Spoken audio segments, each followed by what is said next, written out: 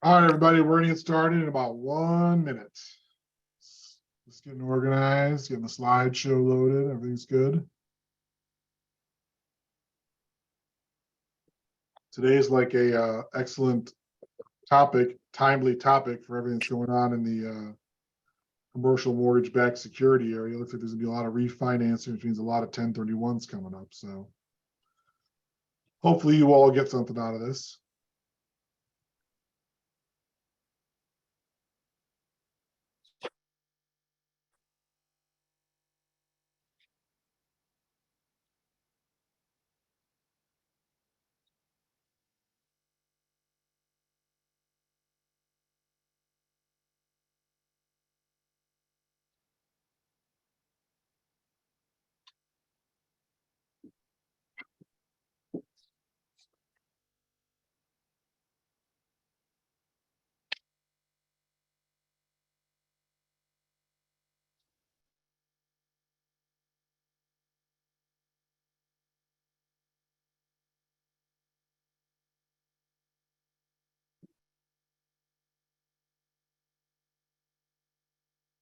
All righty, my clock shows 10 o'clock, so we're going to get started talking about 1031 like-kind exchanges today.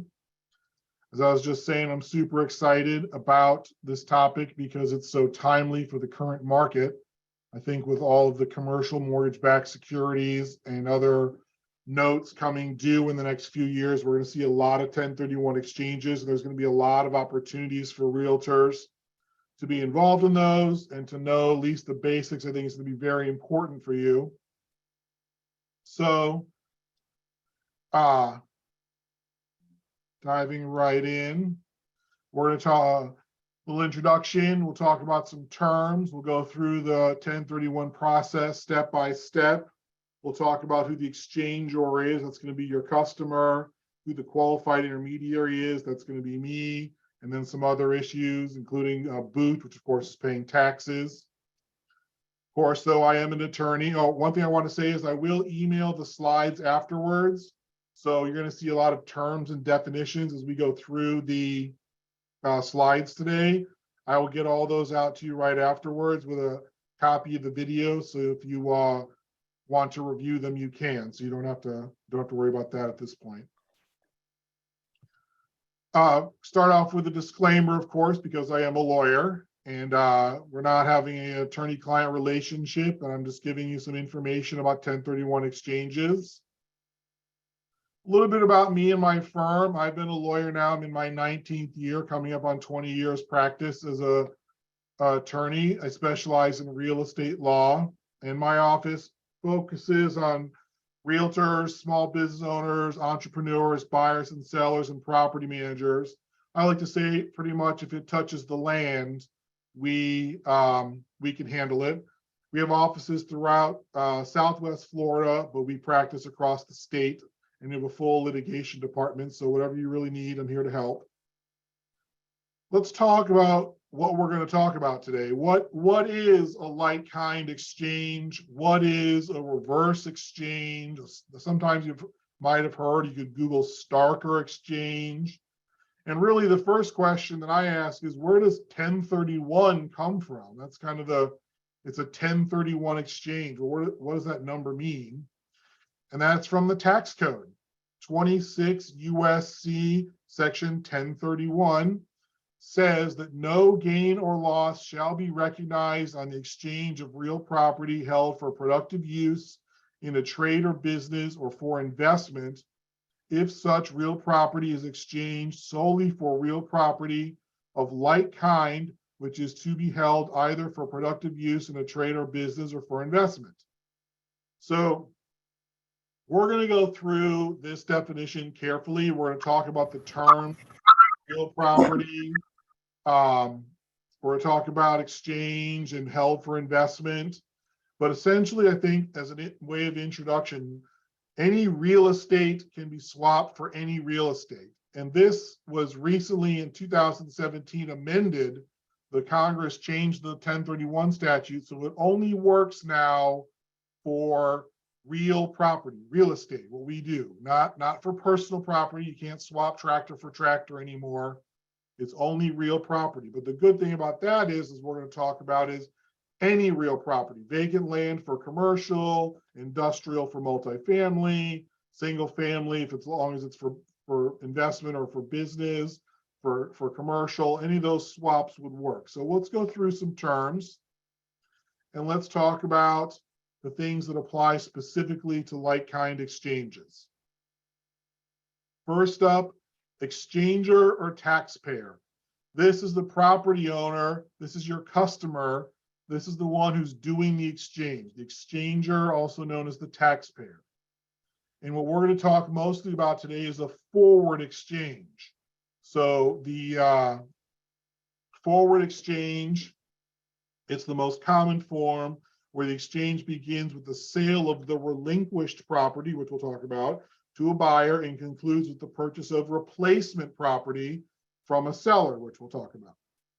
Like-kind property is pretty much any real property within the United States is like-kind to all other U.S. property. So you could take your Florida multifamily condominium or single-family residential rental and swap it for industrial property in California. Qualifies as an exchange.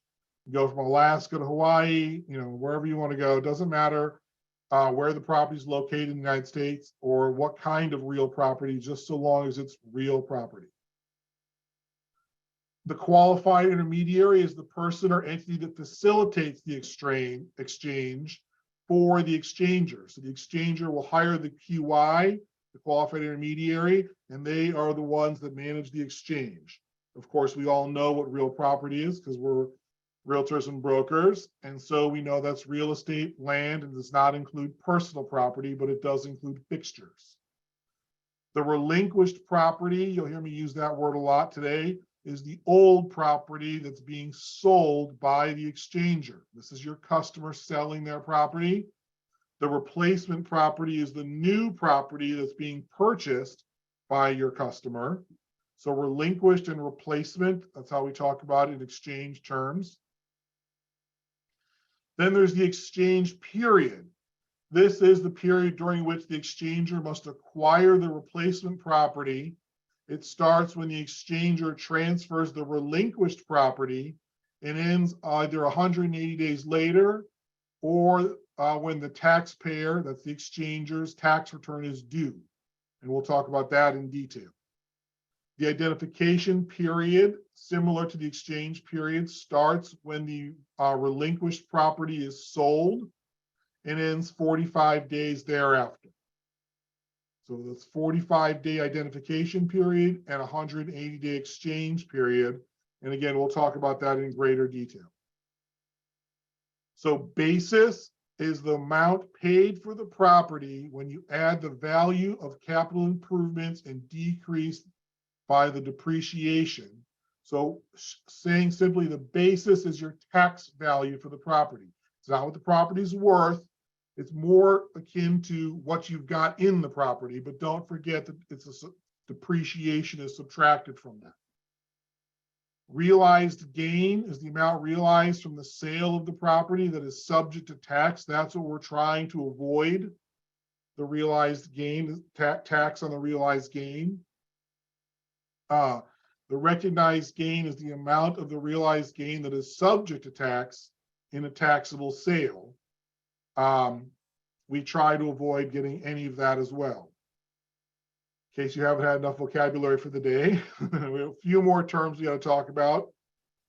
Boot is the fair market value of any non-qualified property received in the exchange. That's the money you get after the exchange is over that gets taxed, is the boot. Very, very important, constructive receipt. We never want constructive receipt of the funds unless we do it on purpose, and we are very, very careful about it.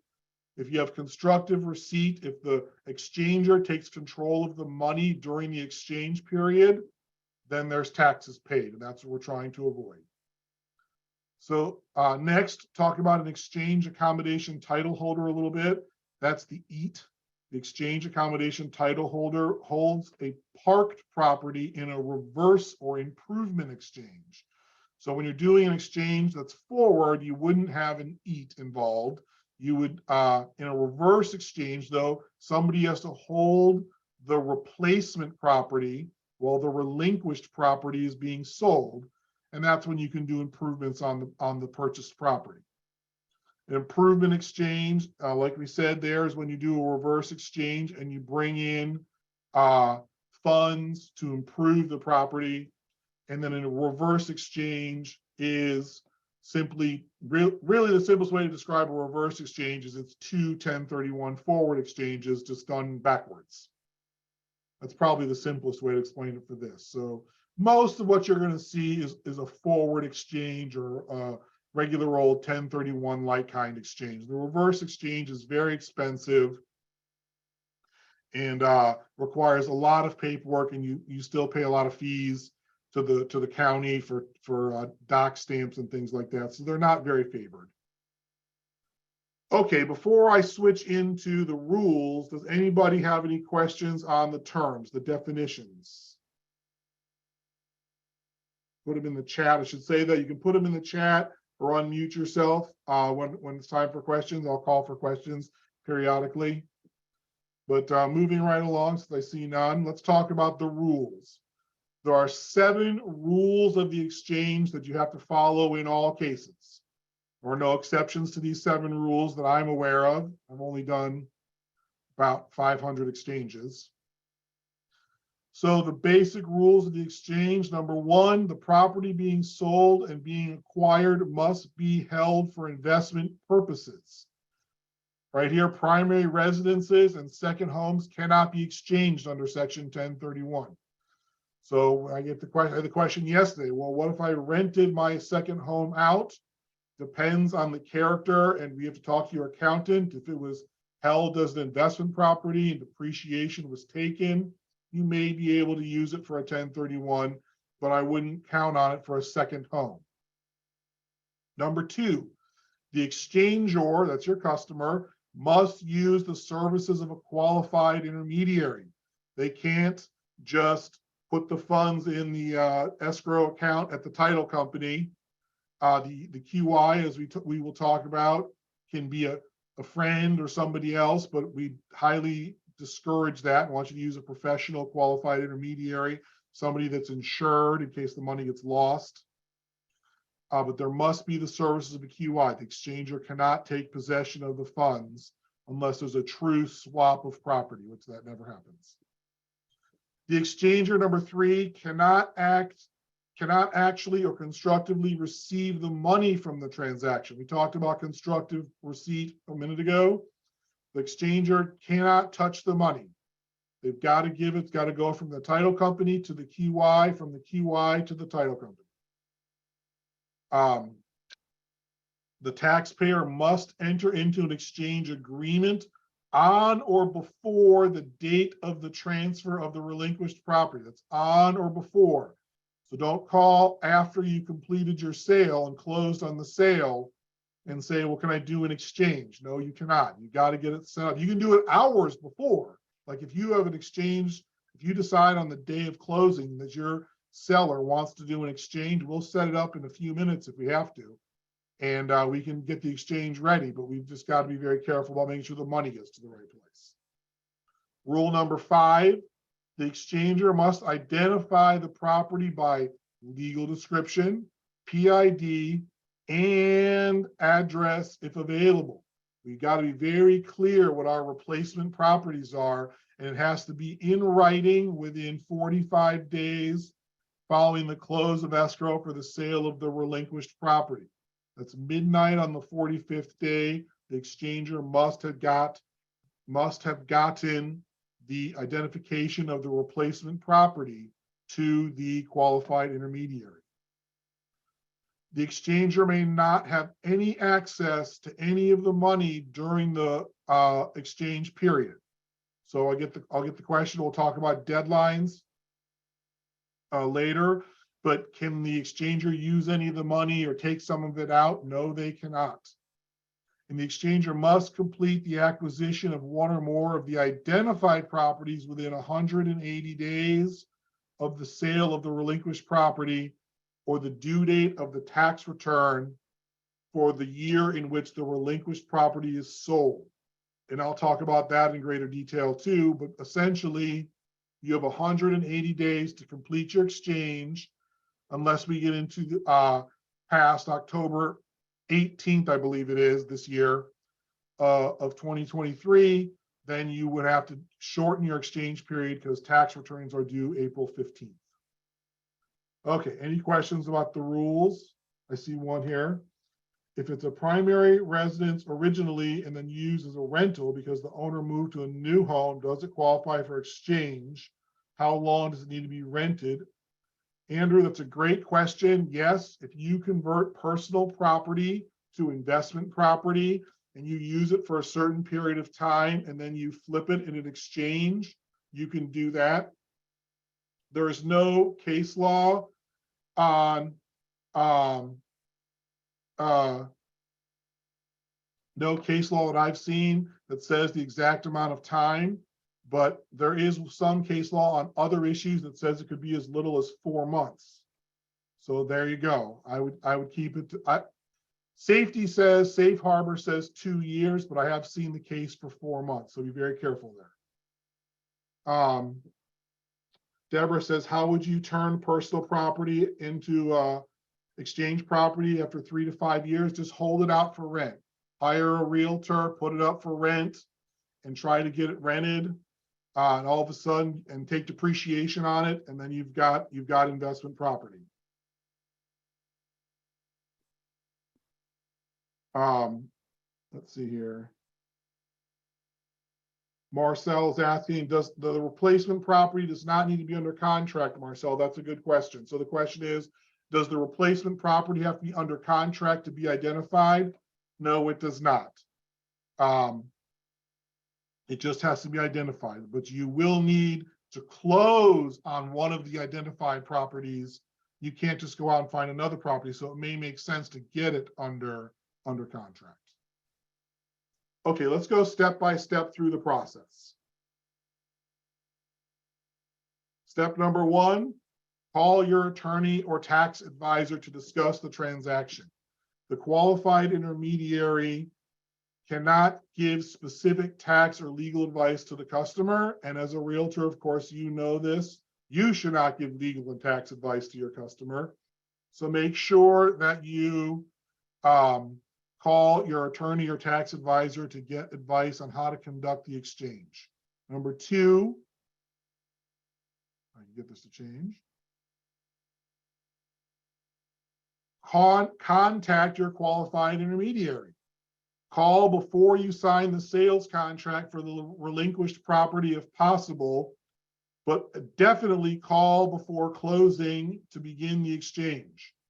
The customer signs the engagement letter with the qualified intermediary, and the customer signs an exchange contract with the qualified intermediary.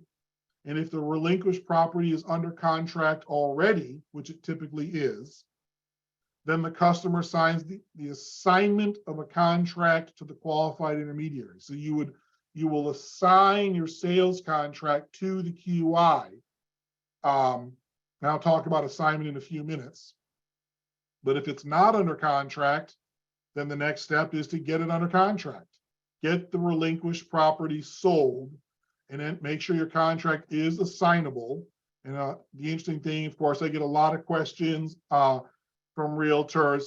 Do I have to put exchange language in my contract? The answer is yes, you have to put exchange language in the contract, but you as a realtor don't have to worry about that because NABOR and FARBAR already have it in there. I will mention one thing about NABOR, it's freely assignable. The FARBAR contract requires checkboxes for assignability, but both contracts have the 1031 language in there, so you don't need to worry about it. I get some confusion about assigning for other purposes and assignments for 1031 exchanges.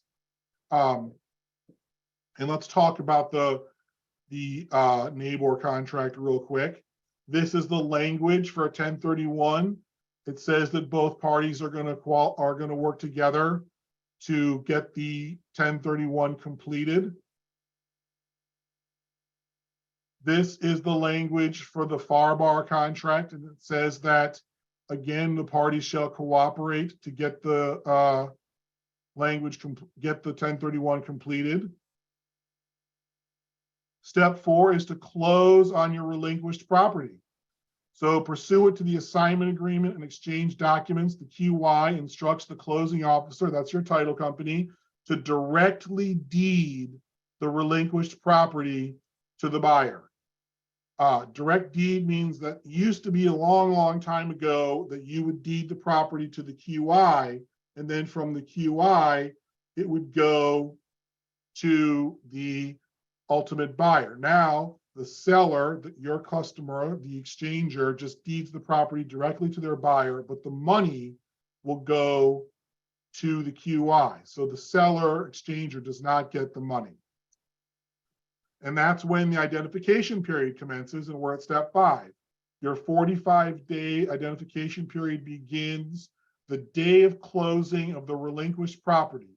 And the 45 days is a hard date with no extensions. You can't call me on the 45th day and say you need 5 more days to find my property. So you'll be very careful about that. They can't miss that date for identification of property. Next up, the 180-day exchange period begins, which means the customer has 180 days to close on the replacement property from the closing date of the sale of the relinquished property. But as I mentioned before, your exchange period can be shorter than 180 days, depending on when your tax returns due. And I see a couple of questions about identification. We're going to talk about that in 1 second. During the exchange period, there are a number of restrictions on the access to exchange proceeds. And I said before, the customer, the exchanger, cannot take possession of the money. They can't borrow. They can't do anything with it. That's all constructive receipt, and they pay taxes. So let's talk about identifying the property. The exchanger must properly identify the property by midnight on the 45th day of the exchange. There are 3 methods for identifying property: the 3 property rule, the 200% rule, and the 95% rule. You have to identify the property by street address, legal description, and property identification number wherever possible. What I suggest that people do on the form that I provide for identification is to just use the short legal from the appraiser. We just want to make sure we know what property we're dealing with. But essentially, the test is we want to be unambiguous as to the properties identified. And let's talk about how we identify under these 3 rules. First is the 3 property rule. This rule simply states the replacement property identification can be made for up to 3 properties without regard to fair market value. That's very important because we can identify any 3 properties. And you can identify and then close on as many of those as you want. Next up is the 200% rule. The 200% rule says that the taxpayer can identify any number of properties so long as the fair market value at the end of the identification period does not exceed 200% of the aggregate value of the relinquished property.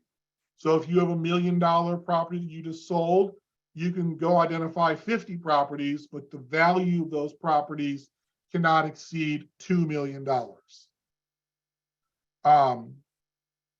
You can close on 1 of those 50 properties or 2 of them, but anything less than 2 million. Be very careful about identifying under this method because you have to make sure that the value is there. If you go over, you get into trouble. So market value is an uncertain term. Be very careful about that. The next method is the 95% rule. This method is rarely, if ever, used, and I would highly recommend that you not use it. But any replacement property identified before the identification period and received before the end of the exchange period is allowed, but only if they receive 95% of the fair market value of all identified properties. So if you do an exchange for $1 million and then you want to identify $10 million worth of properties and it's more than 3, You can do that, but you would have to close on $9,500,000, which means you're bringing a lot of money to the transaction.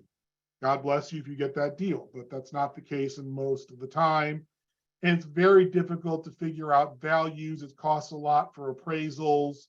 So this method really is not used, although it is allowed in the rules.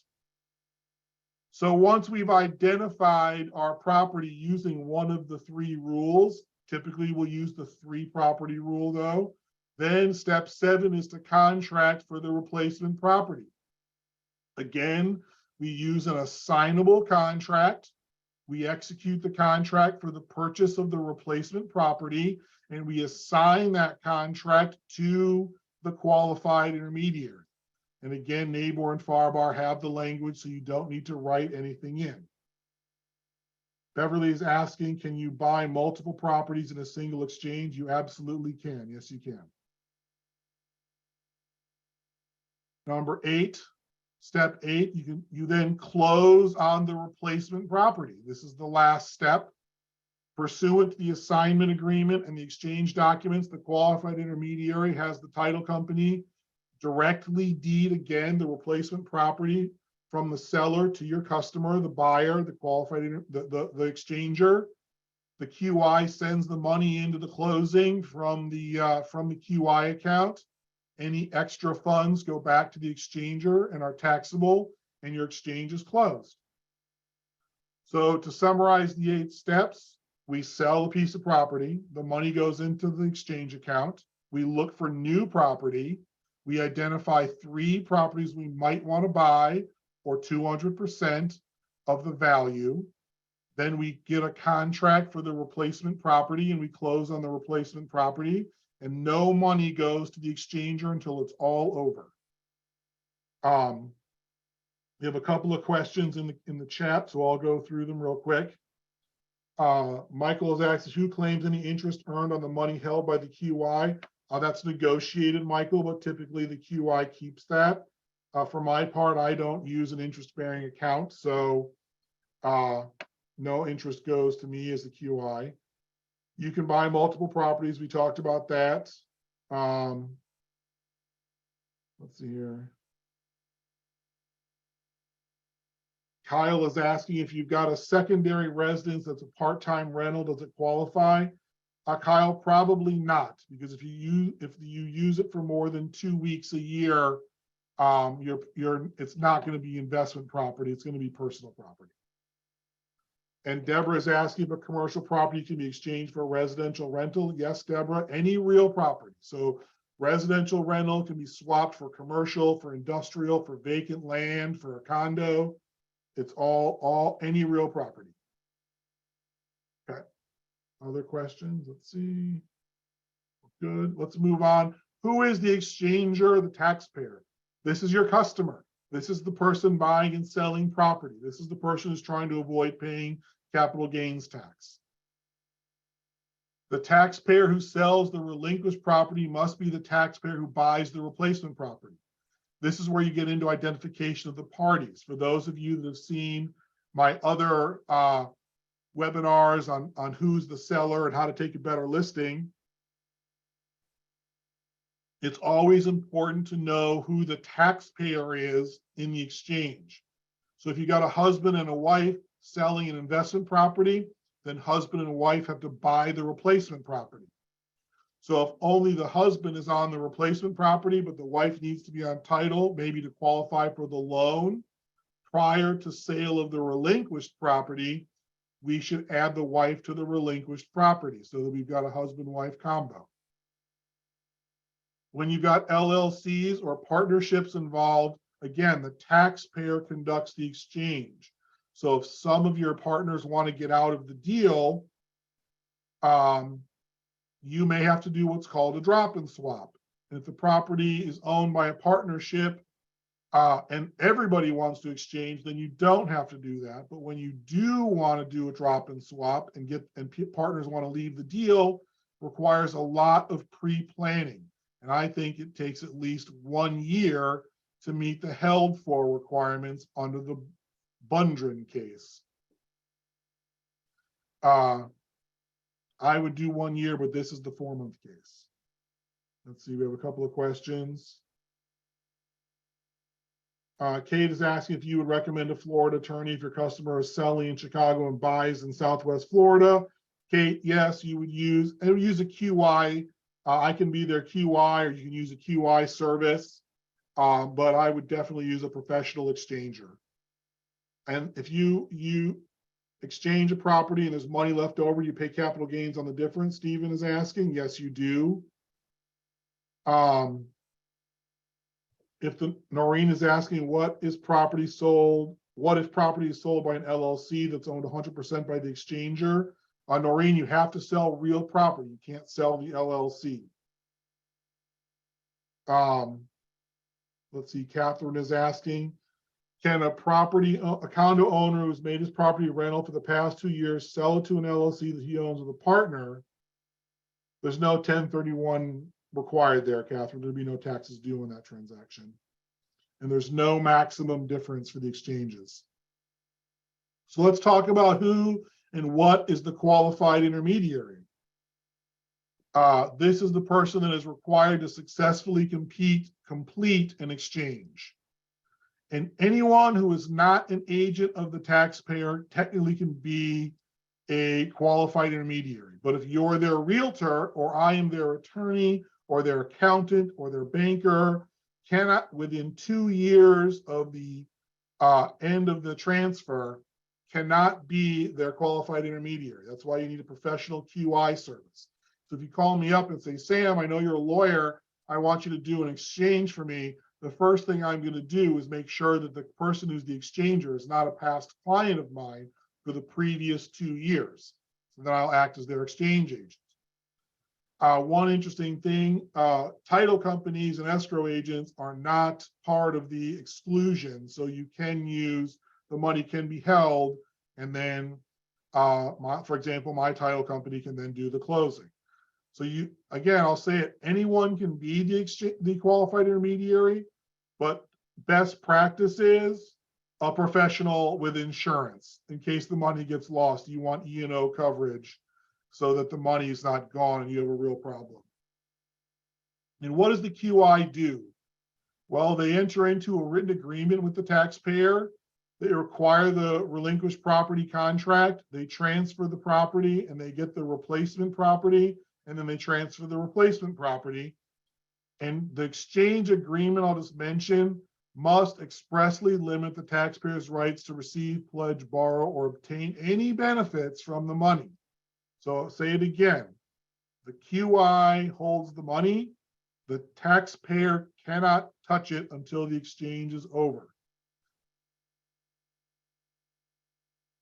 We follow the Internal Revenue Code. We're very careful about that. And our whole goal, I put a few things as to what the QI does on this slide, but again, our job is to hold and protect the exchange proceeds on behalf of the taxpayer so that the money is protected. And we provide guidance and information, but we don't provide legal and tax advice. So I'm not going to be able to answer the question, will I pay taxes on this? I can only tell you that you might receive boot if there's a mistake. And that's kind of the only real tax advice that I would ever give as a QI, is be careful to avoid the boot. How do we avoid boot? Well, as long as the exchanger does not get any cash or other proceeds from the sale, then hopefully we won't have any boot. So taxes are due on the boot. That is, that's kind of the rule there. Can you have boot when personal property transfers as part of the transaction? Well, NABOR says that there's zero value to the personal property. So if you include the furniture, for example, in a residential rental, and it's doesn't have a value, then that's okay for the 1031 exchange. And remember that fixtures, if it's screwed or glued, they're part of the real property and are transferred in the exchange without a problem. To avoid the receipt of boot, the exchanger should purchase the like-kind property with a value equal to or greater than the value of the relinquished property. That is, they should trade up and they should reinvest all of the net equity, the exchange funds from the sale, into the replacement property. And the debt on the replacement property should be equal to or greater than the debt on the relinquished property. So you can bring cash to a transaction if you've got debt on the property, but if you don't, and when you buy the replacement property, you're going to have to get a new loan. Few additional issues to go over. The exchanger can receive the exchange proceeds only in the following cases. At the end of the 45-day identification period, if the exchanger failed to identify replacement property. So if you are in the situation where you decide you don't want to do an exchange and you want your money back, you have to wait to the 46th day. But if you don't identify, then the qualified intermediary can give the exchanger their proceeds on the 46th day. The exchanger can receive their money at any time after all of the property to which they have identified has been purchased. So if, for example, you know right away what you're going to buy and you identify it and we close within 30 days, so the 45 days hasn't run, but we closed on the property we identified and it was the only property we identified, then we could give the money back right away. So as an example, you identify one property and close within 180 days, you get the remainder of the funds back after the closing. That's the example I just gave.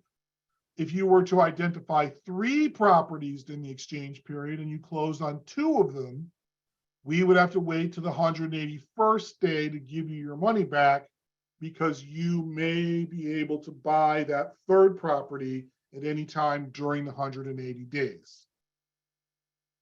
Any questions about that? I get a lot of questions about when do I get my money back if I don't close. Does everybody understand that? Okay, I don't see any questions about that. So, selling to a related party. I get this question: can my brother, can my uncle, can my child buy my property in an exchange? You can do related party exchanges, but there's a 2-year hold requirement imposed by the 1031 statute. And specifically, the related party must continue to hold the relinquished property for 2 years. And your customer has to hold the replacement property for 2 years. Otherwise, the IRS can come back and tax you.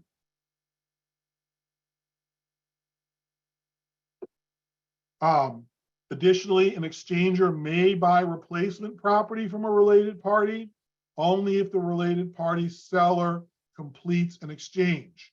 Additionally, the exchanger and the related party must thereafter hold their properties for 2 years. So think of it this way. If you want to do a related party exchange, everybody's got to hold their property for 2 years. It's the simplest way to remember it. So there's a 2-year hold for related party exchanges. Next up, taxes are due on the final sale. When you ultimately flip out of properties, you're going to pay back all that depreciation that you've deferred over time, because depreciation is only a loan from the government. So I hate to say this, but death and taxes go hand in hand. If your customer were to pass away, their heirs would get a stepped up basis in the property to the fair market value of the property on the date your customer died, and then they would not pay taxes when they sold it. But if your customer sells during their life after doing a bunch of 1031s, they'll pay a lot of taxes. So you have to be very careful with your planning with your customer, and this is where you want to get your lawyer and your CPA involved to understand the outcome. I have a question from Brett. What happens if the buying property falls through after the 180th day deadline because of a title issue? Brett, that's a busted exchange and the seller pays taxes. That's frustrating. That's very frustrating when that happens, especially when it's a title issue as opposed to a financing issue on the buyer side. But the seller of the replacement property You would want to identify multiple properties to avoid that, because you then could go to an alternate property. And by the way, I'll mention this. You could always, if in that situation, Brett, go to a Delaware statutory trust. This is an alternate investment for 1031 money. And you find one of these investment companies. There are a number of them that are reputable. Make sure it's reputable, a reputable Delaware statutory trust, somebody that you can count on to pay you your dividends. You can buy into those and you get into triple net leases with large corporations, and those pay a handsome dividend. The only problem with a Delaware statutory trust is that it's basically permanent. And there are no extensions, Deanna. You cannot extend the 45 days and you cannot extend the 180th day. Okay, those are my slides on 1031s. Does anybody have any questions? And you can feel free to unmute yourself and shout them out or type it into the chat. Jeff is asking, is there anything similar to a 1031 for a primary residence? Jeff, there is not. The one saving grace for a primary residence is you get the $500,000 if you're married and it's your homestead, not your homestead, but your primary residence. You get a $500,000 gain tax-free. Jessica is asking, can you change an identified property? Jessica, you cannot change identified properties. You can simply add more to them. Susan is asking, can you own a property in an LLC or trust and sell it to yourself or spouse? No, you cannot, Susan. Can a real property be exchanged into a REIT? Yes, you can, Deborah. You just need to find a REIT that will accept it. Matt is asking, expand on the permanence of a Delaware statutory trust. Basically, usually a Delaware statutory trust is going to invest in like a Costco or Walgreens. And those types of businesses don't go anywhere. They just last forever and ever and pay a dividend every time the rent is paid. Andrew is asking if this video is being recorded. Yes, this video will be on my YouTube channel, and I will send out a link in a few hours.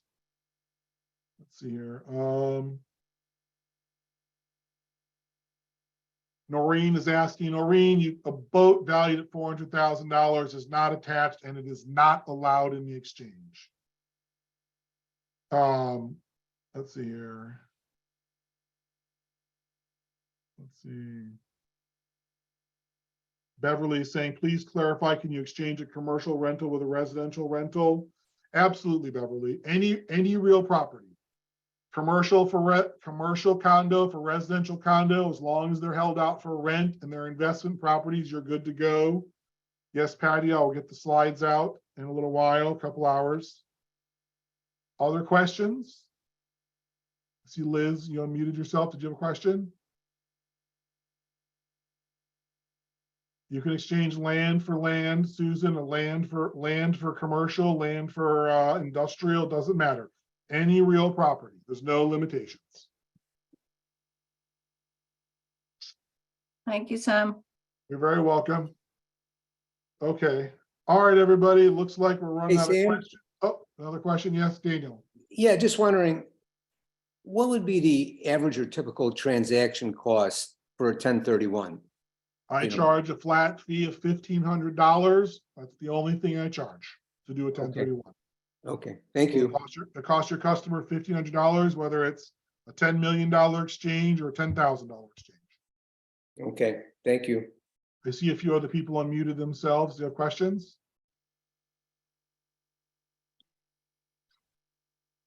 All right, everybody. Thank you very much. I appreciate your time today. If you can always call, text, or email, and I will be around to help you out with your transactions. Thank you very much. Very helpful. Thank you, Sam. Great. Thank you. Thank you.